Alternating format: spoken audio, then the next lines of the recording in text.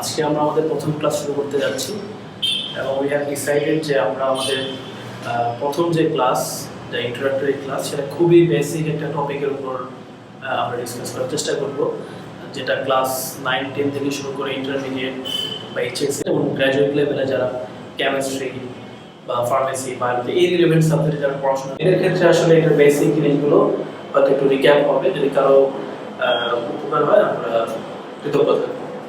আমরা যে টপিক নিয়ে এখানে দেখা যাচ্ছে দ্যাট ইজ রাসায়নিক গণনা, অথবা এটাকে আমরা ইংরেজিতে বলি কেমিক্যাল ক্যালকুলেশন।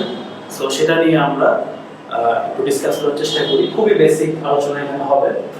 সো ইনিশিয়ালি আমরা ধরো একটা রিঅ্যাকশন যদি আমরা লিখি, সে ফর এক্সাম্পল যদি A প্লাস B, সেখান থেকে ধরলাম আমি একটা রিঅ্যাকশন হলো C প্লাস D। এরকম যদি কোনো রিঅ্যাকশন আমরা দেখতে পাই যেখানে আমরা সাধারণত এই অংশটুকুকে আমরা কি বলে থাকি, আমরা নিশ্চয়ই সবাই জানি, যদি এটা একমুখী বিক্রিয়া হয় সেক্ষেত্রে আমরা এটাকে অবশ্যই বলতে পারি এটা একটি বিক্রিয়ক, অথবা যেটাকে আমরা ইংরেজিতে বলে থাকি হচ্ছে রিঅ্যাক্টেন্ট। এবং আমার এই অংশগুলোকে যেটা আমরা তৈরি করি বা যেটা তৈরি হয় যে কোনো বিক্রিয়ায় সেটাকে আমরা বলি হচ্ছে প্রোডাক্ট, অথবা যেটাকে আমরা বলা হয় উৎপাদ। তাহলে এই টোটাল রিঅ্যাকশনে যেহেতু আমরা এখানে আমার টপিকটা হচ্ছে রাসায়নিক গণনা বা ক্যালকুলেশন, যদি আমি এই টোটাল বিষয়টাকে একটা সিম্বলিক থেকে আমি একটা কেমিক্যাল রিঅ্যাকশনে কনভার্ট করি, সে ফর এক্সাম্পল কার্বন, যাকে যদি আমি অক্সিজেন দিয়ে যদি তাকে পোড়াতে চাই বা দহন করতে চাই, তাহলে আমি সেখানে কার্বন ডাই অক্সাইড নামক একটি গ্যাস তৈরি করব। তো এরকম কোনো রিঅ্যাকশন যদি তৈরি হয় বা এরকম কোনো রিঅ্যাকশন যদি আমরা লিখে থাকি, সো আমাকে যদি বলা হয় যে এই কার্বন এবং অক্সিজেন মিলে যে কার্বন ডাই অক্সাইড প্রোডিউস হলো, সেখানে যদি আমি কার্বনের একটি স্পেসিফিক অংশ নিয়ে কাজ করি, যেমন যদি বলা হয় আমি 12 গ্রাম কার্বন নিয়ে বিক্রিয়া শুরু করলাম, আমি 12 গ্রাম কার্বন নিয়ে বিক্রিয়া শুরু করলাম, এবং আমার যদি অ্যানসার যদি আমাকে এরকম জানতে চাওয়া হয় যে আমি কত আয়তনের কার্বন ডাই অক্সাইড সেখান থেকে পাবো, এরকম কোনো যদি কোশ্চেন আমাকে করা হয়ে থাকে, সেই ক্ষেত্রে আমি কিভাবে এটা অ্যানসার করতে পারি? প্রথমত এখানে আরো অনেকগুলো কন্ডিশন হয়তো অ্যাপ্লাই দেওয়া থাকবে, মানে কোশ্চেনে দেওয়া থাকতে পারে বা বলে দেওয়া থাকতে পারে। একটা হতে পারে যে এই টোটাল সিস্টেমটা কি ধরনের সিস্টেম, এটা কি কোনো আদর্শ অবস্থা কন্ডিশন বিরাজ করছে অথবা নাকি নরমাল যে কোনো কন্ডিশন। আদর্শ অবস্থা বলতে আমরা অনেকেই জানি বিভিন্ন ধরনের, আমরা পরবর্তীতে হয়তো আলোচনা করবো, যেমন এসটিপি আমরা শুনেছি, এনটিপি শুনেছি, এরকম অনেকগুলো টার্ম আছে যেগুলো নিয়ে আমরা হয়তো পরবর্তীতে ডিসকাস করবো। তো আমি জাস্ট কোশ্চেনটা থ্রো করলাম, কিন্তু এই কোশ্চেনের অ্যানসারটা আসলে এখন ডিসকাস করা আমাদের মোটেও উদ্দেশ্য না, আমরা জাস্ট একটা আইডিয়া জেনারেট করার জন্য এই কোশ্চেনটা থ্রো করা। আমি আবারও যদি কোশ্চেনটা রিপিট করি, যেখানে বলা হচ্ছে আমি 12 গ্রাম কার্বন নিলাম এবং যাকে আমি অক্সিজেন দিয়ে পোড়ানো হলো বা দহন করা হলো, কত কত ভলিউমে আমি কার্বন ডাই অক্সাইড সেখান থেকে পাবো, এটা যে কোনো কন্ডিশন হতে পারে। সো এরকম কোশ্চেন আমি সলভ করার আগে বা এগুলোকে অ্যাপ্রোচ করার আগে আমরা অনেকে অনেকভাবে করি, যেমন আমরা উইকিপিডিয়া পদ্ধতিতে ছোটবেলায় শিখছি, বাট আমরা একটু ভিন্নভাবে যদি অ্যাপ্রোচ করতে চাই, তাহলে আমরা সেই প্রসেসটাই আসলে আজকে আমাদের এখানে আলোচনা করার মূল উদ্দেশ্য। ধরা যায় আমরা এখানে একটা টার্মিনোলজি আমরা অনেকেই শুনে আসছি, যেমন যে টার্মিনোলজিকে আমরা বলে আসছি হচ্ছে মোল। এখানে এই রিঅ্যাকশন থেকে আমরা একটা জিনিস মোটামুটি কনফার্ম, যে রিঅ্যাকশনটা একটা ব্যালেন্স রিঅ্যাকশন, যেটাকে সমতা করা হয়েছে এবং খুবই ইজি রিঅ্যাকশন। তো আমরা এখান থেকে এটা বলতে পারি যে এখানে 1 মোল কার্বন 1 মোল অক্সিজেনের সাথে রিঅ্যাকশন করেছে এবং সেখান থেকে 1 mole carbon die oxide produce হয়েছে। সো এই কনসেপ্টটা যদি আমার মাথায় থাকে যে রিঅ্যাকট্যান্টের যে মোল সংখ্যাগুলো 1 মোল কার্বন 1 মোল অক্সিজেন এবং 1 মোল কার্বন ডাই অক্সাইড, এই কনসেপ্টটা যদি মাথায় থাকে তাহলে আমার জন্য আসলে যে কোনো ক্যালকুলেশন করা খুব ইজি। এর বাইরে যদি আমি এভাবে ভাবি যে আসলে হোয়াট ইজ মোল, তাহলে এখানে আমি দেখা যাচ্ছে বাম পাশে মোলকে একটা ছোট একটা এক্সপ্রেশন দিয়েছি, যেটাকে n নামে আমরা এক্সপ্রেস করেছি। এখন মোলের একদম বেসিক যদি ডেফিনিশন বা কথাটা বলা হয় একদম সহজ কথায়, সেটা হচ্ছে মোল হচ্ছে একটা পরিমাপ করার সিস্টেম, আর কিছুই না। কি পরিমাপ করব আমি? সো এখন আমি যে কোনো কেমিক্যাল ক্যালকুলেশন বা রাসায়নিক যে কোনো বিক্রিয়ার ক্ষেত্রে আমাকে যে কোনো আউটপুট যদি জানতে চাওয়া হয়, কি কি ধরনের আউটপুট আমার কাছ থেকে এক্সপেক্ট করে, এর মধ্যে একটা হতে পারে হচ্ছে আমার কাছ থেকে ভর জানতে চাওয়া হতে পারে, আমার কাছ থেকে জানতে চাওয়া হতে পারে হচ্ছে আয়তন, আমার কাছ থেকে জানতে চাওয়া হতে পারে ঘনমাত্রা, আমার কাছ থেকে জানতে চাওয়া হতে পারে হচ্ছে অণু বা পরমাণুর সংখ্যা, অণু বা পরমাণুর সংখ্যা। মোটামুটি এই ব্যাপারগুলো বা এই প্যারামিটারগুলো আমাদের যে কোনো কোশ্চেনে বা যে কোনো ভাবে আমাদের কাছ থেকে যে কোনো ক্যালকুলেশনে জানতে চাওয়া হতে পারে। তো ইনিশিয়ালি মোল বা এন, এটা বলতে আমরা বোঝাচ্ছি যে কোনো কিছু পরিমাপ করার ক্ষেত্রে এই মোলটাকে আমরা কাজে লাগাবো। তো প্রাইমারিলি আমি খুবই সহজ একটা এক্সাম্পল দিয়ে যদি শুরু করি, যেমন আমি যদি বলি যে অক্সিজেন, এটাকে আমরা সবাই চিনি, একদমই ছোটবেলা থেকে আমরা অক্সিজেন সম্পর্কে আমাদের নলেজ আছে। যেমন এখানে একটা অক্সিজেনের অণু দেখা যাচ্ছে। যদি বলা হয় এই অক্সিজেনের যে অণু, মোলের যে প্রথম কনসেপ্ট এসেছিল সেই কনসেপ্টে একজন সায়েন্টিস্ট যিনি বলেছিলেন যে কোনো অণু বা যে কোনো সাবস্ট্যান্স বা যে কোনো পদার্থের মধ্যে একটি নির্দিষ্ট সংখ্যক অণু অথবা পরমাণু থাকবে। সেই সংখ্যাটার কথা যেটা বলা হয়েছিল সেটা ছিল 6.02 into 10 to the power 23। এটাও একটা ক্যালকুলেশন করার সিস্টেম আছে কিভাবে এই সংখ্যাটা অ্যাকচুয়ালি আসলো। তো এই যে ভ্যালু বা এই সংখ্যা 6.02 into 10 to the power 23, এই সংখ্যাটা সর্বপ্রথম মোলকে এক্সপ্রেস করে। আমরা এটাকে এভাবে বলতে পারি যে আমি যদি বলি অক্সিজেনের যে অণু, এটা যদি 1 মোল হয়, দ্যাট মিন্স 1 মোল অক্সিজেনের মধ্যে 6.02 into 10 to the power 23 এতগুলো সংখ্যক কি থাকবে, অণু থাকবে। তাহলে আমি একটা জিনিস আমরা দেখলাম, মোলের সাথে কিসের সম্পর্ক, অণুর সম্পর্ক। যদি আমরা এইভাবে ভাবি, ধরা যায় যে আমি যদি বলি অক্সিজেন, সিঙ্গেল অক্সিজেন যদি পরমাণু হয় তাহলে তার পারমাণবিক যে ভর সেটা হচ্ছে 16 এবং আণবিক ভর হিসেবে তাহলে হচ্ছে 32 বা 32। এই যে 32, আমরা জানি যে অক্সিজেনের আণবিক ভর 32, এটা খুবই কমন একটা কোশ্চেন বা কমন অ্যানসার, যে এর সাথে কিন্তু কোনো ধরনের ইউনিট নাই। মানে আমি যদি বলি যে 32, এটা আপনার এটা ভুল হবে। এবং আপনারা পর্যায় সারণী এগুলো দেখতে পারেন যে আসলে এগুলোর সাথে ওইভাবে মানে আণবিক ভর যখন বলা হয় তখন সেটার সাথে আসলে কোনো কি নেই, কোনো ইউনিট নেই, বা গ্রাম বা কেজি এই ধরনের কোনো সিস্টেম অ্যাকচুয়ালি থাকে না। কিন্তু যখন আমি এটাকে এই আণবিক ভরটাকে মানে অক্সিজেনের যে আণবিক ভর, এটাকে যদি আমি গ্রামে কনভার্ট করি মানে গ্রামে প্রকাশ করি, তখন এটা হয়ে যাবে হচ্ছে 1 মোল অক্সিজেন। তখন এটা হবে 1 মোল অক্সিজেন। তাহলে আমি এখানে দুটো জিনিস দেখলাম, একটা হচ্ছে মোলের সাথে অণু পরমাণুর সম্পর্ক, মোলের সাথে ভরের সম্পর্ক, দুটো জিনিস দেখলাম।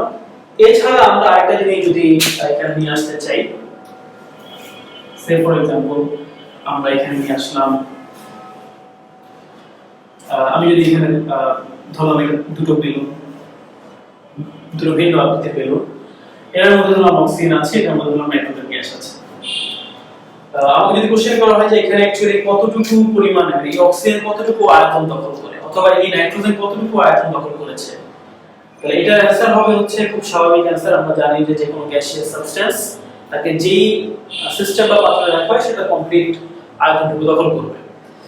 কিন্তু যদি আমাকে এখানে কন্ডিশন বলে দেওয়া হয় যে আমি অক্সিজেন বা নাইট্রোজেন টোটাল সিস্টেমটা যদি আমি এসটিপি তে রাখি, মানে স্ট্যান্ডার্ড টেম্পারেচার এন্ড প্রেসার যদি আমি মেইনটেইন করি, আদর্শ তাপমাত্রা এবং চাপ যদি আমি মেইনটেইন করি, তাহলে বিজ্ঞানী অ্যাভোগাড্রোর মতে যে এই অক্সিজেন সেটা যে তার পরিমাণ হবে হচ্ছে 1 মোল, এবং 1 মোল অক্সিজেন কমপ্লিটলি 22.4 লিটার আয়তন দখল করবে।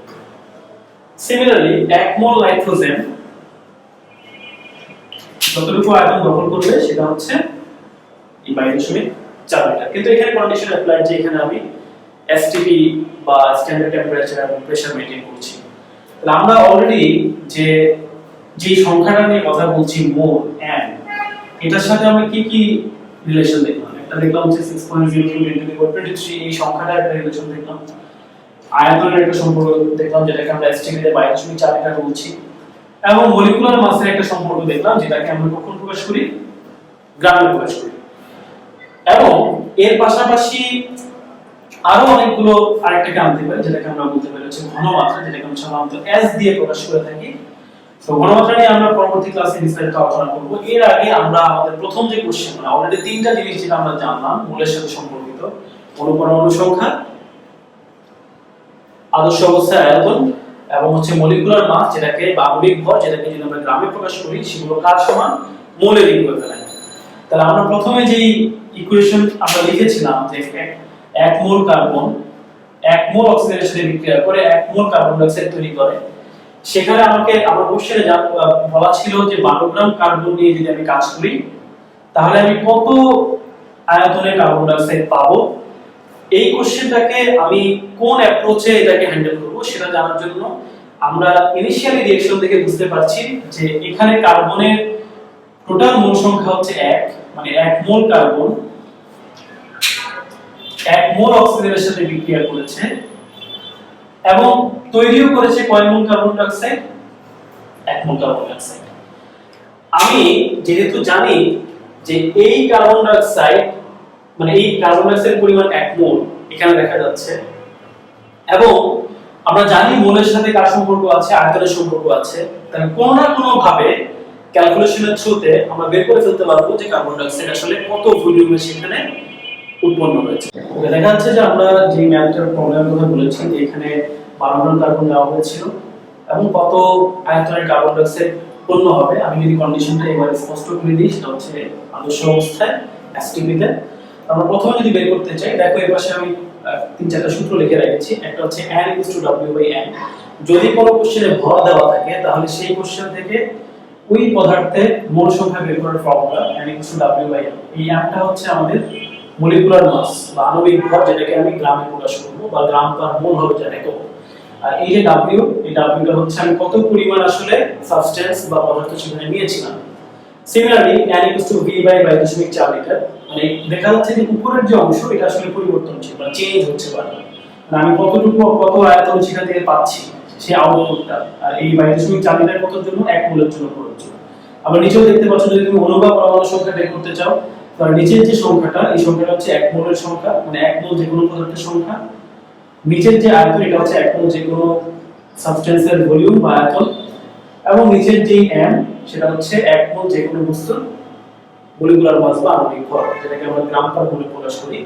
তো যদি আমি এখানে চিন্তা করি আমরা জানি যে 1 মোল মানে carbon die oxide sorry 1 mole carbon সমান সমান আমরা জানি হচ্ছে 12 গ্রাম এবং আমি নিয়েছি সেখানে 12 গ্রাম। তাহলে আমরা বলতে পারি যে আসলে 12 গ্রাম মিন্স হচ্ছে এখানে কার্বনের যে মোল সংখ্যা সেটা হচ্ছে এক্স্যাক্টলি 1 মোল। আবার আমি বিক্রিয়া থেকে জানি যে বিক্রিয়া আমাকে যেটা বলছে যে 1 mole carbon is equivalent to 1 mole carbon dioxide. কারণ এখানে 1 মোল দেখা যাচ্ছে বিক্রিয়া সমতাটা এমন ভাবে করা 1 মোল কার্বন থেকে 1 মোল কার্বন ডাই অক্সাইড উৎপন্ন হয়। আবার আমি এখান থেকে দেখতেও পাচ্ছি যে আমি কার্বন যতটুকু নিয়েছি সেটা 12 গ্রাম এবং সেই 12 গ্রাম কার্বন সমান আমার 1 মোল। তাহলে আমরা বলতে পারি কার্বনের মোল সংখ্যা যা, কার্বন ডাই অক্সাইডের মোল সংখ্যাও তা। এখন কার্বন ডাই অক্সাইডের মোল সংখ্যা আমি জেনে গেলাম সেটা 1 মোল, তাহলে কার্বন ডাই অক্সাইডের আয়তন কত হবে? আমরা জানি একটু আগে শিখে আসছি যে 1 মোল যে কোনো সাবস্টেন্স যদি সেটা গ্যাসীয় পদার্থ যদি সেটা আদর্শ অবস্থায় রাখা হয় তাহলে তার আয়তন হবে হচ্ছে 22.4 লিটার। তাহলে আমরা এখান থেকে যে অ্যানসারটা পাচ্ছি সেটা হচ্ছে কার্বন ডাই অক্সাইডের আয়তন 22.4 লিটার। কিন্তু এখন কোশ্চেনটা আসলে অনেক সহজ ছিল।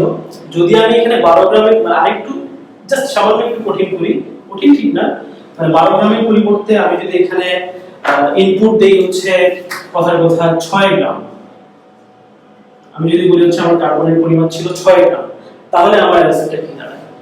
এবার মনে হয় বুঝতে একটু সুবিধা হবে যে আমরা জানি যে 1 মোল কার্বন সমান 12 গ্রাম, তাহলে 12 গ্রামে যদি 1 মোল হয় তাহলে 6 গ্রামে কত মোল হবে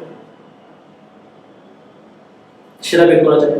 12 গ্রামে যদি 1 মোল হয় তাহলে 6 গ্রামে নিশ্চয়ই বোঝা যাচ্ছে হাফ মোল হবে। তাহলে এখানে হয়ে যাবে হচ্ছে হাফ মোল। যদি আমি থ্রো ক্যালকুলেশন যদি করি তাহলে আমার বিক্রিয়া বলছে 1 মোল কার্বন সমান 1 মোল কার্বন ডাই অক্সাইড, তাহলে কিন্তু রিঅ্যাকশন করেছে কতটুকু, হাফ মোল। তাহলে হাফ মোল কার্বন থেকে কত মোল কার্বন ডাই অক্সাইড তৈরি হবে, হাফ মোলই তৈরি হবে। যদি হাফ মোল তৈরি হয় আমরা জানি যে 1 মোল কার্বন ডাই অক্সাইড থেকে আমরা পাই 22.4 লিটার ভলিউমের আয়তন, তাহলে হাফ মোল থেকে কতটুকু পাবো, তার অর্ধেক পাবো, মানে হচ্ছে 11.2 লিটার।